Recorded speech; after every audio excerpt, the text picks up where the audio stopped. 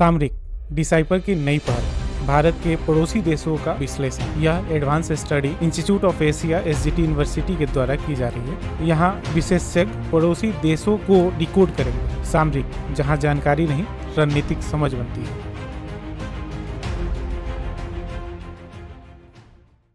नमस्कार, सामरिक में आपका स्वागत है। और आज हम बात करेंगे उस घटना के बारे में जो पिछले हफ्ते हुई। पिछले हफ्ते अमेरिकी राष्ट्रपति डोनाल्ड ट्रंप को Supreme Court of the United States SCOTUS ने एक तगड़ा झटका दिया। अमेरिकी सुप्रीम कोर्ट ने ट्रंप के टैरिफ्स को असंवैधानिक करार दिया। सारे के सारे टैरिफों को नहीं, कुछ टैरिफों को, और कुछ उन टैरिफों को जिनको डोनाल्ड ट्रंप एक हथियार के तौर पे इस्तेमाल कर रहे थे। सुप्रीम कोर्ट ने ऐसा क्यों किया और इससे किस तरह शी जिनपिंग के हाथ मजबूत हुए, इसको हम आज समझने की कोशिश करेंगे। सबसे पहले मैं आपको जमीनी हकीकत के पास ले जाना चाहूंगा। ट्रंप और ट्रंप एडमिनिस्ट्रेशन की जो पूरी नीति थी वो एक कानून पे टिकी थी जिसका नाम है IEEPA, international emergency economic powers act. 1977 में ये एक कानून लाया गया था जो अमेरिकी राष्ट्रपति को ये अधिकार देता था कि वो किसी भी राष्ट्रीय आपातकाल से विदेशी संपत्तियों को फ्रीज कर सकें, लेन देन रोक सकें। अमेरिका में एक आर्थिक आपातकाल चल रहा है जिसमें अमेरिका की आर्थिक सिस्टमों का एक दुरुपयोग किया जा रहा है, और उसको लेवल करने के लिए उन्होंने अपनी टीम को एक खुली छूट दी थी कि वो कभी भी कहीं भी टैरिफ लगा सकते थे। आर्थिक आपातकाल का हवाला देकर वो जितने टैरिफ चाहे उन्होंने लगाए, और कभी कभी तो रात में एक ट्वीट करके उन्होंने टैरिफ लगाए।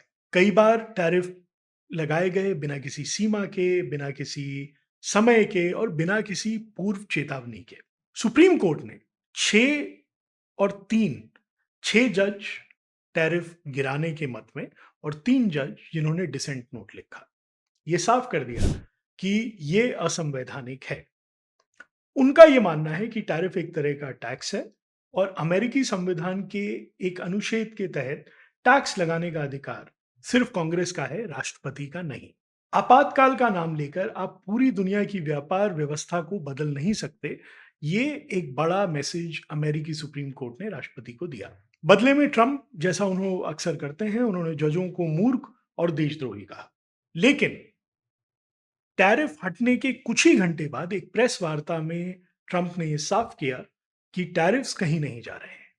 उन्होंने तुरंत अगले 7 से 8 घंटे में एक नए कानून section 122 of the trade act 1974, जो कि IEEPA से 3 साल पहले आया था, उनका हवाला देकर 15% वैश्विक टैरिफ को लागू कर दिया। पहले उन्होंने 10% कहा था, फिर बाद में उन्होंने उसको 15% कर दिया। लेकिन ये सेक्शन 122 जो एक 1974 के एक्ट का है, उसमें एक बड़ी दिक्कत है।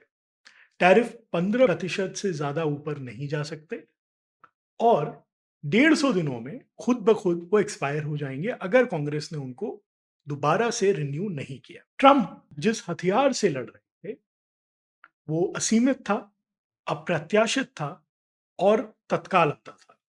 वो उनके हाथ से छिन गया।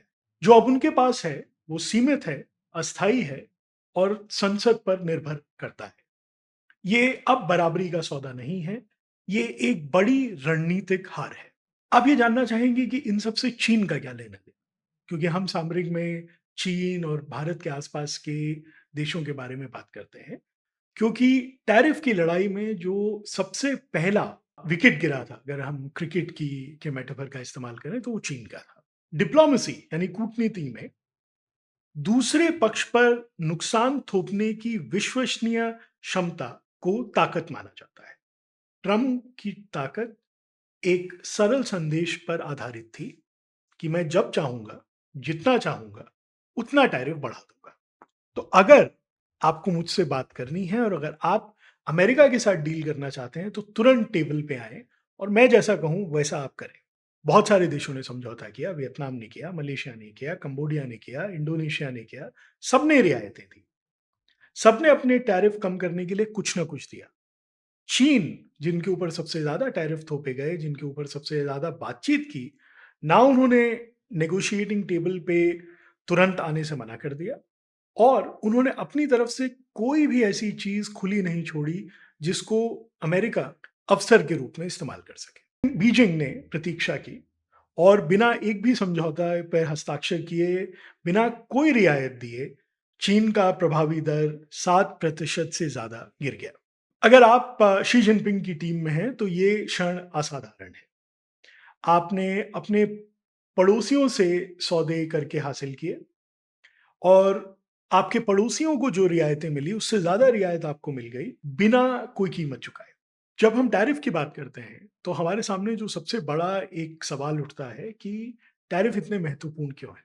टैरिफ लगाने से अमेरिका किसी भी मार्केट को एक तरह से तहस-नहस कर सकता है, क्योंकि पूरी तरह से इकोनॉमिक अलाइनमेंट जो है वो चेंज हो जाती है। टैरिफों के संदर्भ में जो सबसे महत्वपूर्ण बात है, वो ये है कि ये सारी लड़ाई तकनीकी नियंत्रण की है। टैरिफ व्यापार जो दो तरफ होता है, उसके प्रवाह को नुकसान पहुंचाते हैं। जो चीज़ सबसे ज़्यादा चीन को इन टैरिफों में चुभती थी, वो उनकी दीर्घकालिक आकांक्षाओं को रोकने की एक कोशिश। वो चाहे सेमीकंडक्टर निर्यात नियंत्रण हो, चाहे हुआवे पे प्रतिबंध हो, चाहे एसएमसी पर प्रतिबंध हो, या चीन की अगली पीढ़ी के चिप्स विकसित करने की क्षमता पर हमला हो। ये सारी चीज़ें सुप्रीम कोर्ट के फैसले के दायरे में नहीं आती हैं, लेकिन इन पर एक अप्रत्यक्ष असर भी पड़ता है। ट्रम्प की जो पुरानी रणनीति थी, तकनीक पर रियायत दो, टैरिफ में राहत मिलेगी। लेकिन अगर टैरिफ राहत वैसे भी मिल रही है, तो चीन को तकनीकी रियायत की कीमत क्यों चुकानी पड़े? बीजिंग अब बेहतर सौदे की प्रतीक्षा करता है और तकनीकी नियंत्रणों को हटाने के लिए जोर दे सकता है। हमको ये जानना होगा कि ट्रम्प और शी जिनपिंग, जिनके बीच में संबंध कभी भी बहुत अच्छे नहीं रहे, वो पिछले साल अक्टूबर 2025 में दक्षिण कोरिया में उनकी एक शिखर वार्ता के समय उनकी बात हुई थी। 1 साल का पूर्ण विराम तय हुआ था, 10% बेसलाइन टैरिफ और तनाव में विराम ये माना गया था। लेकिन ये तब हुआ था जब ट्रम्प के पास IEEPA का पूरा हथियार था, जब वो किसी भी पल 125% टैरिफ का बटन दबा सकते थे। अब वो बटन नहीं है। हमें बताया गया है कि शी जिनपिंग और डोनाल्ड ट्रम्प की एक और मुलाकात होनी है, एक और शिखर वार्ता होनी है, लेकिन इस बार शी जिनपिंग उस शिखर वार्ता में एक बदले हुए माहौल में जाएंगे। इसका क्या असर पड़ेगा, हमें अभी पता नहीं है।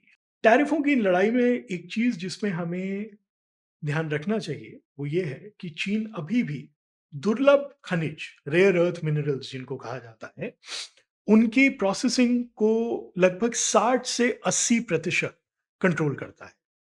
ये आपके इलेक्ट्रॉनिक वाहनों में, मिसाइलों में, आपके मोबाइल फ़ोनों में, हर जगह लगते हैं। 2025 में जब ये युद्ध व्यापार शुरू हुआ, तो बीजिंग ने रेयर अर्थ पे नियंत्रण लगाए थे। ये एक संकेत था कि आपके पास टैरिफ है, हमारे पास भी कुछ हथियार हैं। लेकिन बीजिंग इसमें बहुत आगे नहीं गया, क्योंकि एक अघोषित गणित इसमें था कि रेयर अर्थ्स पे दबाव बढ़ाओ और ट्रम्प का IEEPA का इस्तेमाल करके टैरिफ 20-30% और बढ़ा देंगे। अब वो गणित बदल गया। तो क्योंकि अब ट्रम्प के पास वो पूर्ण रूप से IEEPA का हथियार नहीं है, तो हमें अब पता नहीं कि चीन, अमेरिका, दक्षिण कोरिया, भारत, ऑस्ट्रेलिया अब इस रेयर अर्थ मिनरल्स में कैसे एक दूसरे के सामने उभर पाएंगे। जब हम डोनाल्ड ट्रम्प की बात करते हैं, तो हमको एक चीज हमेशा ध्यान रखनी चाहिए, वो ये है कि क्या डोनाल्ड ट्रम्प के पास अब कुछ नहीं बचा है? ऐसा है नहीं। डोनाल्ड ट्रम्प के पास अभी भी सेक्शन 301 जो ट्रेड रिप्रेजेंटेशन का एक एक्ट है, वो बचा हुआ है। सेक्शन 232 जो कि स्टील और एल्यूमिनियम पर प्रतिबंध है, वो बचा हुआ है और बीजिंग इनको नज़रअंदाज नहीं कर सकता है। लेकिन ये सब धीरे, बहुत धीरे लेजिस्लेटिव और जुडिशियल प्रोसेसेस हैं, जिनको कोई भी अमेरिकन राष्ट्रपति ओवरनाइट ट्वीट के थ्रू जनता के सामने और अपनी वैश्विक काउंटर पार्ट्स के सामने नहीं रख सकता है। ये वो हथियार हैं जो उनके ऊपर काम करता है, जो बहुत इंतजार कर सकते हैं। शी जिनपिंग के बारे में जैसा हम जानते हैं और चीन के बारे में हम जैसा जानते हैं, ये क्लियर है कि वो लोग एक बहुत लंबे समय की टाइमलाइन पर काम करते हैं। तो आज हम कुछ भी कहें टैरिफ्स के ऊपर, इसकी कोई गारंटी नहीं है कि ये कल रहेगा। लेकिन अभी जो हुआ है, उसमें ऐसा लगता है कि कहीं न कहीं चीन के पास इस समय ऊपरी हाथ है। इन सब में और ख़त्म करने से पहले भारत का कोण क्या है और हमें इसे विशेष रूप से क्यों देखना चाहिए? भारत वॉशिंगटन के साथ एक अंतरिम व्यापार सौदे के बहुत करीब था, लगभग 18% टैरिफ पर। भारतीय व्यापार वार्ताकार, ट्रेड नेगोशिएटर्स, वॉशिंगटन यात्रा लगभग तय थी। स्कूटर्स के फैसले के बाद यात्रा रद्द हो गई है। भारत इसको रीइवैल्यूएट कर रहा है और ये सवाल अब भारत के सामने है, भारत के ट्रेड नेगोशिएटर्स, सरकार के सामने है कि अगर चीन बिना सौदा किए 7% टैरिफ की राहत पा ली, तो भारत भी अपनी शर्तें थोड़े धीमे तरीके से तय करेगा। 150 दिन का ये जो पीरियड इनको मिलता है, हो सकता है उसके बाद तय करेगा। 20 फरवरी 2026 को अमेरिकी सुप्रीम कोर्ट ने 150 दिन अमेरिकी राष्ट्रपति को दिए टैरिफ के रीनेगोशिएशन में।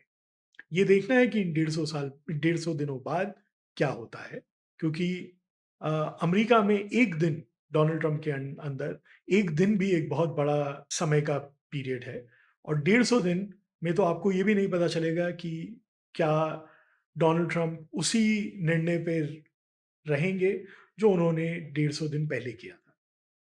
ये सब कुछ बहुत ज़्यादा इंटरेस्टिंग है और आपके और मेरे रोज़मर्रा की चीज़ों पर इसका एक बहुत बड़ा प्रभाव है। तो अगली बार हम ज़रूर आएँगे आपके साथ किसी और चीज़ को समझाते हुए। तब तक देखते रहें।